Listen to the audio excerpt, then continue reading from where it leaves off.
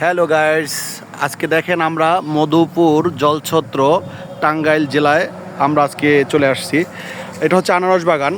দেখেন আনারস বাগানের মাঝে পেঁপে চাষ করা হয়েছে। দেখেন কি পরিমাণ পেঁপে ছোট ছোট গাছে ধরে আছে। আপনাদেরকে দেখাই যে অনেক বড় জায়গা নিয়ে স্পেস নিয়ে এই আনারস বাগানের সাথে পেঁপের চারা করা হয়েছে। সত্যিই অসাধারণ। মানে এত সুন্দর জায়গা বা এত সুন্দর যে চাষাবাদ পদ্ধতি, এত সুন্দর করে যে মানে চাষ পদ্ধতি করা যায় এবং এত সুন্দরভাবে যে ফলন হয়, আসলে এটা না দেখলে কেউ বিশ্বাস করব না আমরা। যাই হোক, আজকে এখানে আসার পরে খুব ভালো লাগছে। সত্যি এই জায়গাটা অনেক সুন্দর।